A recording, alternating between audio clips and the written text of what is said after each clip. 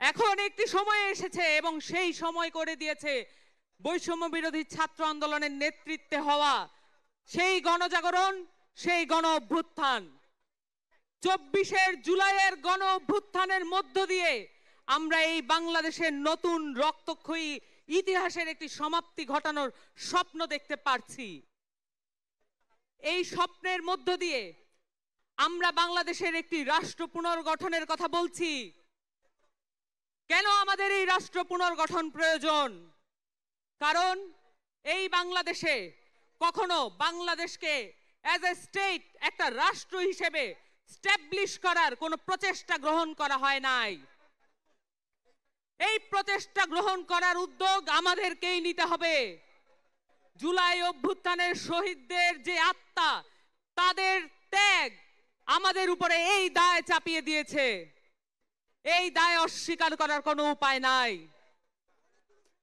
আমরা অভ্যুত্থানের মধ্য দিয়ে একটি রাজনৈতিক দল গঠনের যেই চেষ্টা করে যাচ্ছি, যেই আকাঙ্ক্ষা ধারণ করে যাচ্ছি, এই আকাঙ্ক্ষার কারণে মূলে আছে এই দেশের মাটির প্রতি আমাদের ওয়াদা, এই দেশের মানুষের প্রতি আমাদের ওয়াদা।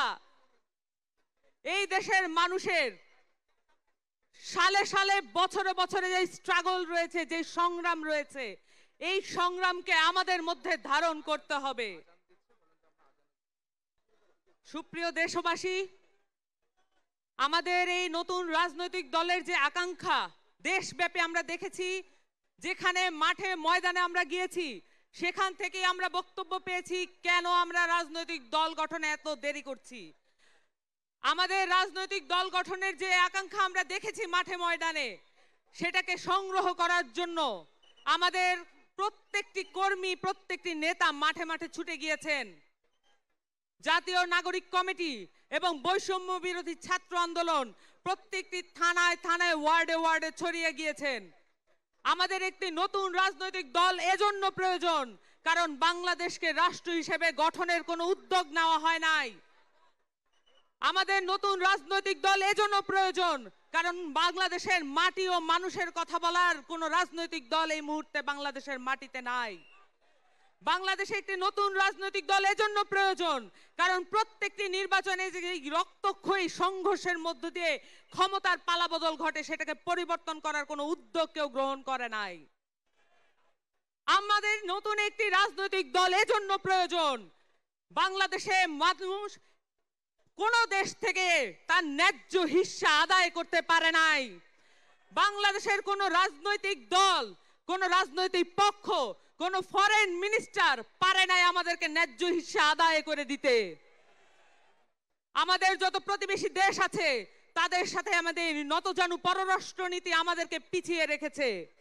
সেখান থেকে মুক্তি পাওয়ার জন্য আমাদের একটি নতুন রাজনৈতিক দল প্রয়োজন। এই কথাগুলো আমরা গত 5 মাস ধরে বাংলাদেশের মানুষের কাছ থেকে আদায় করে এনেছি। তাদের মুখ থেকে আমরা শুনেছি তারা নতুন রাজনৈতিক দলের কাছ থেকে কি কি চান। আমরা শুনেছি তারা দুর্নীতি বিরোধী একটি সমাজ চান। আমরা শুনেছি তারা চাঁদাবাজ বিরোধী একটি সমাজ চান।